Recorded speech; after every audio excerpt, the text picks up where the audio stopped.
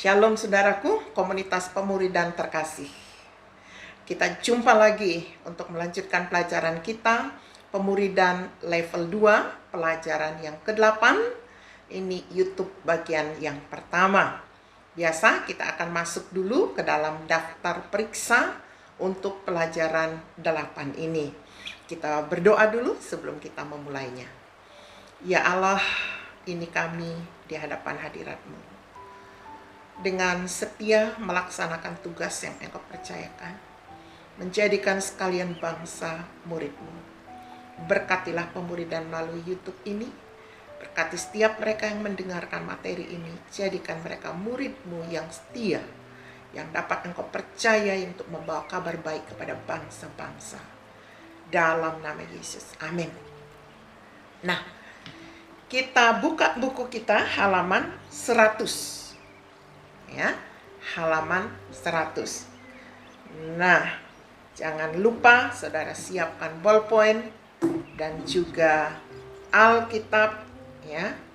Manakala kita ada membuka ayat-ayat yang diperlukan, dan siapkan pada bagian Alkitabnya sendiri sehingga saudara mudah untuk mencari ayat-ayat yang diperlukan. Jadi sudah pada bagian Alkitabnya, kita nggak perlu cari-cari lagi ya. Oke, baik, kita siap meluncur. Daftar periksa untuk pelajaran 8. Untuk menyelesaikan pelajaran ini saya akan, ya ini komitmen, saudara harus mengisi dulu ya. Jadi ini dipersiapkan, ini yang akan saudara kerjakan. Beri tanda, contreng di kotak yang sebelah kiri itu bila telah dikerjakan. Apa saja persiapan yang perlu saudara siapkan untuk masuk dalam pelajaran yang ke-8 ini? Pertama, persiapan menghafal ayat dari Yohanes 13 ayat 34 sampai 35. Nah, ini setiap hari kita ketemu dalam kira-kira berapa YouTube ini yang saya persiapkan. Perkiraan saya dia akan menjadi sebentar. Dia akan menjadi sekitar 7 YouTube ya. 7 atau 8. Ya, 7 atau 8 YouTube. Oke. Baik, berarti sekitar 8 hari. 8 kali kita akan bertemu. Hafalkan ayat ini. Nah, Yohanes 13 ayat 34 sampai 35 bunyinya apa? Saya sudah tuliskan di sini. Aku memberikan perintah baru kepada kamu. Ini Tuhan Yesus yang bicara, yaitu supaya kamu saling mengasihi. Sama seperti aku telah mengasihi kamu. Demikian pula kamu harus saling mengasihi. Dengan demikian, semua orang akan tahu bahwa kamu adalah murid-muridku, yaitu jikalau kamu saling mengasihi. Oke, konteksnya adalah mengasihi. Kita diminta untuk saling mengasihi sama seperti Yesus telah mengasihi kita. Dengan cara demikian, orang akan tahu bahwa kita adalah murid Kristus. Jadi seorang murid adalah seorang yang bisa mengasihi orang lain. Oke, kita lanjut. Apalagi yang perlu dipersiapkan? Nah, kita harus persiapkan membaca satu pasal setiap hari seperti yang ditulis dalam halaman 116 sampai 117, jadwal harianku bersama Allah. Ya. Jadwal harianku bersama Allah. Tiap hari satu pasal. Nah, saya berikan saudara contoh pengupasannya. Efesus pasal 1. Setiap hari saudara baca satu pasal. Harus setia ya, demikian murid mau belajar. Biasanya bagian ini yang murid lalai. Itu sebabnya nggak naik-naik kelas ya. Oke, sekarang saya berikan contoh bagaimana pengupasan atau cara melaksanakan saat teduh saudara. Ini antara saudara dengan Tuhan langsung ya. Oke. Nah, jadwal harianku bersama Allah Minggu tanggal 8 Januari sampai dengan 15 Januari kira-kira 1 mingguan ya. Ayat hafalan harus diulang setiap hari. Aku memberikan perintah baru kepada kamu, yaitu supaya kamu saling mengasihi sama seperti aku telah mengasihi kamu. Demikian pula kamu harus saling mengasihi. Dengan demikian semua orang akan tahu bahwa kamu adalah murid-muridku, yaitu jikalau kamu saling mengasihi. Oke. Hari pertama pembacaan Alkitab kita dari Efesus 1 ayat 1 sampai 23. Ya, saya sudah membacanya dan memberi contoh di sini. Ayat yang berarti bagi saya, ayat 1 sampai 14 itu satu perikop. Itu sangat berarti. Ya. Ayat 15 sampai 23 itu juga satu perikop yang full, ya. Semua tentang orang-orang kudus dan apa yang Allah sediakan dan bagaimana seharusnya kita berinteraksi. Nah, yang paling berkesan bagi saya adalah Allah merancangkan hidup manusia dan telah memilihnya sebelum dunia dijadikan. Saudara tahu kehidupan manusia mengalami kejatuhan dalam dosa. Dan sebenarnya Allah sudah tahu karena Dia yang maha tahu dan maha kuasa. Ada kehendak bebas yang diberikan kepada manusia. Nah, Allah mengajarkan kepada saya apa? Saya sebagai orang yang sudah percaya harus setia mendoakan orang-orang yang sudah menjadi miliknya. Demikian yang dilakukan oleh Rasul Paulus dalam ayat yang ke-16 sampai 23. Itu bisa saya kutip menjadi doa saya bagi orang-orang kudus. Saudara juga bisa. Betapa hebat kuasanya bagi kita yang percaya. Jadi bagi saudara dan saya yang percaya, firman Allah itu, kuasa Allah itu hebat. Tapi bagi yang tidak percaya, ya tidak akan terjadi apa-apa. Oke. Nah, respon saya terhadap kebenaran yang Allah ajarkan, saya mau taat. Saya mau mendoakan mereka. Dan saya menyebutkan apa-apa yang saya inginkan sesuai dengan Efesus itu. Karena begitu hebatnya kuasa yang bekerja di dalam diri orang yang percaya. Jadi saya katakan di sini, saya mau taat sesuai dengan iman saya. Pasti jadi. Dan sebab imanku berdasarkan firman-Nya tadi. Nah, demikian penerapan yang saya lakukan. Dan demikian pengajaran yang saya terima. Saudara bagaimana? Mungkin sama, mungkin berbeda. Karena Allah Roh Kudus pasti mengajari kita sesuai dengan keperluan kita masing-masing. Baik, sekarang lanjut. Kalau saudara sudah siap itu contreng.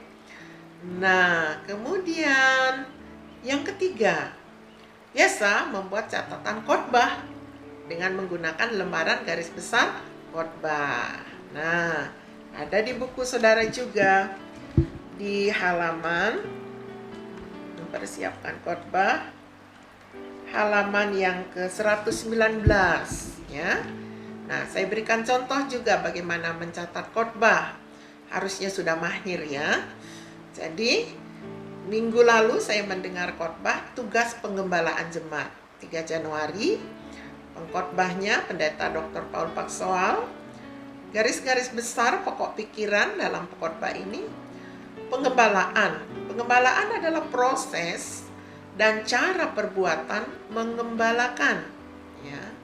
Jadi penggembalaan itu sebuah proses dan cara atau perbuatan menggembalakan. Penggembalaan penting sebab penggembalaan adalah perintah Yesus.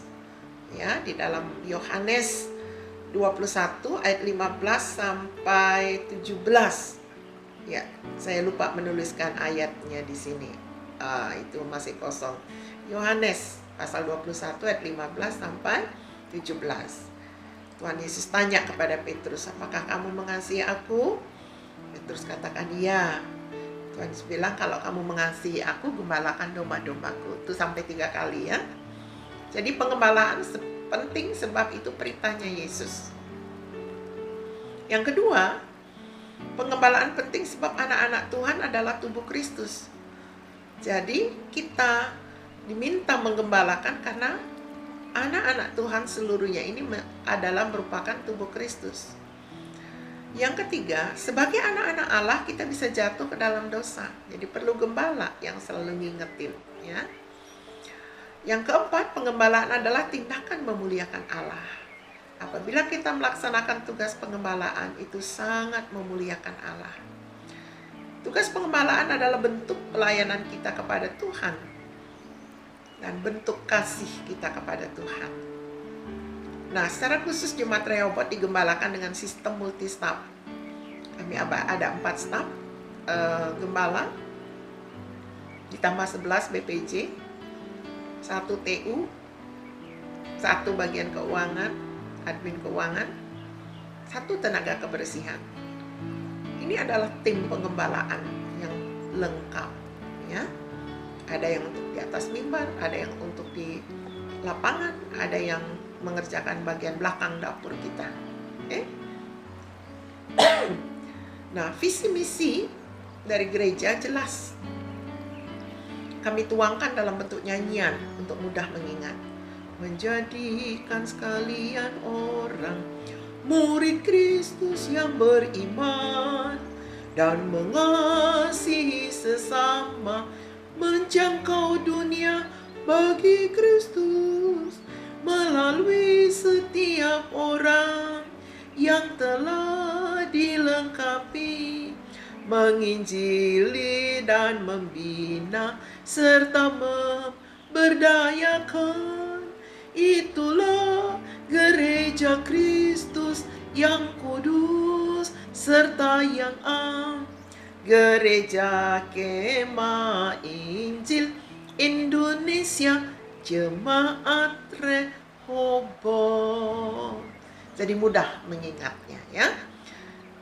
Itulah visi dan misi yang harus terus didengungkan dalam sebuah pengembalaan, bersama-sama mencapainya. Nah, yang sangat berkesan bagi saya adalah sistem pengembalaan seperti ini memungkinkan semua kategorial tergembalakan dengan baik, ya. Tidak saja menyangkut orang, tapi juga lingkungan yang harus bersih dan terawat, ya. Bagian belakang harus bersih dan terawat, sistem administrasinya harus teratur dan bertanggung jawab, keuangan pun tersimpan dan tergunakan sesuai dengan aturan yang sangat ketat, ya. Oke. Nah, melalui khotbah ini Allah mengajarkan apa kepada saya? Saya bersyukur kepada Tuhan atas panggilan Tuhan bagi setiap gembala yang ada saat ini. Kemudian BPJ yang berganti setiap 3 tahun dan mereka bisa menjabat 2 periode berturut-turut kalau terpilih, ya. Kemudian istirahat 1 periode berikut bisa dipilih lagi. Kemudian kami punya sistem administrasi yang teratur, juga staf keuangan yang rapi, demikian juga tenaga kebersihan yang bertanggung jawab. Dan kami terus mengembangkan penginjilan dan pemuridan serta kehidupan doa yang tertib dan teratur di jemaat maupun pribadi dan di dalam rumah tangga. Nah, respon saya terhadap pelajaran yang Allah berikan melalui khotbah ini, saya siap melaksanakan panggilannya dengan tekun hingga akhir. Oke, nah demikian sharing khotbahnya. Sekarang yang keempat, nah saudara harus mencatat ya khotbah dari pendeta saudara dan di mana saudara bergereja. Mau online silahkan catat ya. Melengkapi semua bahan dalam pelajaran 8, maksudnya isi titik-titik yang ada di pelajaran 8 ini sebelum saudara mendengarkan YouTube saya, sehingga saudara mendengarkan suara Tuhan 2 kali ya. Jadi betul-betul tertanam di dalam hati saudara. Oke, perhatikan.